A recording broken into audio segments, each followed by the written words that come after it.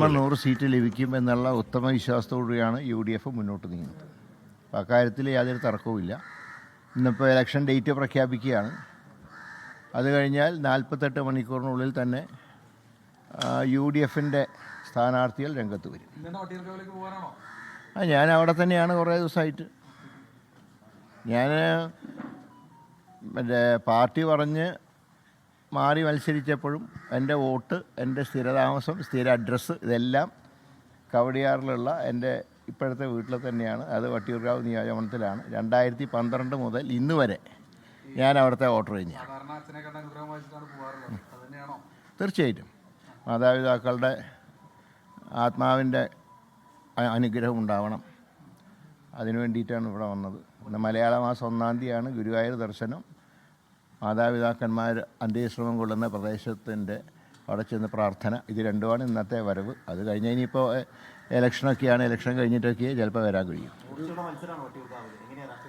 അല്ല, വട്ടിയൂർക്കാവിലെ ഒരു സാധാരണ രീതിയിലൊരു ശക്തമായ ത്രികോണ മത്സരം വരേണ്ടതാണ്. പക്ഷേ ഇത്തവണ മുരളീധരനെ തോൽപ്പിക്കുക എന്നുള്ള BJP അജണ്ട വെച്ച് നോക്കുമ്പോൾ UDF LDF മത്സരമാവാനാണ് സാധ്യത.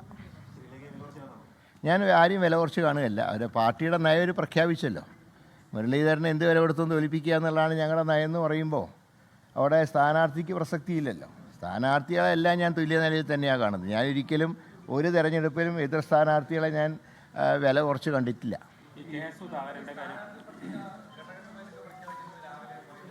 അതെ, അതിപ്പോൾ എന്താണെങ്കിലും 48 മണിക്കൂർ കഴിയുമ്പോൾ 140 നിയോജകമണ്ഡലത്തിലും സ്ഥാനാർത്ഥികളുണ്ടാവും UDFൻ്റെ. അങ്ങനെയല്ല, അതൊക്കെ ഓരോന്ന് ചർച്ച ചെയ്തിട്ട് വേണം തീരുമാനമെടുക്കാൻ. പല ഘടകങ്ങളും ചർച്ച ചെയ്യേണ്ടി വരും.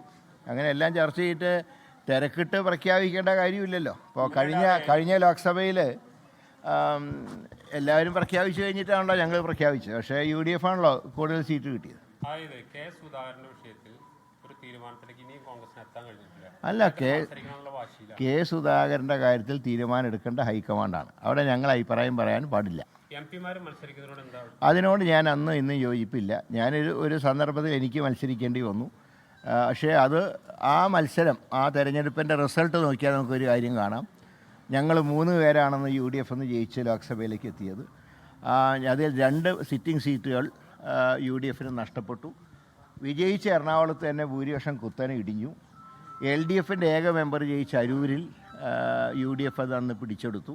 അപ്പോൾ അങ്ങനെ ജനം പൊതുവിൽ ഇപ്പോൾ ഇത്തവണ തന്നെ 2 പേര് ലോക്സഭയിലേക്ക്. പക്ഷേ പാലക്കാടിൻ്റെ ഒരു പ്രത്യേക സാഹചര്യത്തിൽ നല്ല ഭൂരിപക്ഷം കിട്ടി. മറ്റു സ്ഥലങ്ങളിലൊക്കെ ഭൂരിപക്ഷത്തിന് ഇടിവുണ്ടായിട്ടുണ്ട്.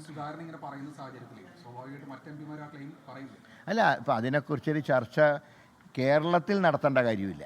കാരണം ഈ കാര്യത്തിൽ ഫൈനലായിട്ട് തീരുമാനം പറയേണ്ട ഹൈക്കമാൻഡാണ്. ഭംഗിയായിട്ടൊരു തെരഞ്ഞെടുപ്പ് പ്രചരണം മുന്നോട്ട് കൊണ്ടുപോകേണ്ട ഒരു ഘട്ടത്തിൽ എല്ലാം മറന്നൊരു യാത്ര നടത്തി വലിയ വിജയമൊക്കെ നടത്തിയിട്ട് നിൽക്കുന്നൊരു സമയത്ത് പെട്ടെന്ന് തന്നെ അദ്ദേഹം സ്വയം സ്ഥാനാർത്ഥിത്വം പ്രഖ്യാപിക്കണം. അല്ല, അതിനെക്കുറിച്ചൊന്നും ഇപ്പം ചർച്ച ചെയ്യേണ്ട ആവശ്യമില്ലല്ലോ. പാർട്ടി ഒരുമിച്ചൊരു യുദ്ധമുഖത്ത് നിൽക്കുമ്പോൾ ശരി തെറ്റുകൾ അവലോകനം ചെയ്യേണ്ട സമയമല്ല. പിന്നെ സുധാകരൻ ഇന്ന് പങ്കെടുത്ത ചടങ്ങിൽ അദ്ദേഹത്തിന് വളരെ വികാരം ഉണ്ടാവാൻ കാരണം അദ്ദേഹം ശ്രീ രമേശുമായിട്ടുള്ള ബന്ധമായിരുന്നു. കാപ്പാളൻ രമേശും അദ്ദേഹമായിട്ടുള്ള ബന്ധം എനിക്കറിയാം. പയ്യാവൂർ സമരമൊക്കെ ഉണ്ടായിരുന്ന കാലത്ത് ഞാനുൾപ്പെടെയുള്ള അന്നത്തെ സത്യാഗ്രഹികളെ ശുശ്രൂഷിക്കാനൊക്കെ സുധാകരൻ്റെ നിർദ്ദേശപ്രകാരം നിന്ന് പ്രവർത്തിച്ച ആളാണ് രമേശ്. എനിക്ക് അദ്ദേഹമായിട്ട് വർഷങ്ങളായിട്ടുള്ള ബന്ധമുണ്ട്. സ്വാഭാവികമായിട്ടും ആരാണ് പ്രധാന ശത്രു എന്ന ചോദ്യം ഉണ്ടാവാറുണ്ട്. ആ ചോദ്യം പലപ്പോഴും സംസ്ഥാന വ്യാപകമായിട്ടാണെന്ന് വലിയ വാർത്തയൊക്കെ ആവാറുണ്ട്. ഇടയ്ക്കൊരു ബൈ ഇലക്ഷനിൽ ആരാണ് പ്രധാന ശത്രു ചോദ്യത്തിന് ഉമ്മൻചാണ്ടി, അത് BJP ആണ് എന്ന് പറഞ്ഞതിന് ചൊല്ലിയുള്ള പുകലുകൾ നമ്മൾ കണ്ടതാണ്. അങ്ങനെ ഒരുപാട് ചർച്ചകൾ ഉണ്ടാകുന്ന ചോദ്യമാണ്. ആ ചോദ്യത്തിന് ആ മണ്ഡലത്തിലെ വട്ടിയൂർക്കാവിലെ മണ്ഡലത്തിലെ കാര്യം കെ മുരളീധരൻ നേരത്തെ പ്രഖ്യാപിക്കുന്നു. അത് അവിടെ LDF UDF നേർക്കുനേർ പോരാട്ടമാണ് എന്നാദ്യം പ്രഖ്യാപിക്കുകയാണ് കെ മുരളീധരൻ. ലോകത്തെവിടെയായാലും ഏത് സമയത്തും 24 വാർത്തകളും ഓഗ്മെന്റഡ് റിയാലിറ്റി പാക്കേജുകളും എക്സ്പ്ലെയിനറുകളും വിശദമായി കാണാൻ ഞങ്ങളുടെ YouTube ചാനൽ നിങ്ങൾക്ക് സബ്സ്ക്രൈബ് ചെയ്യാം.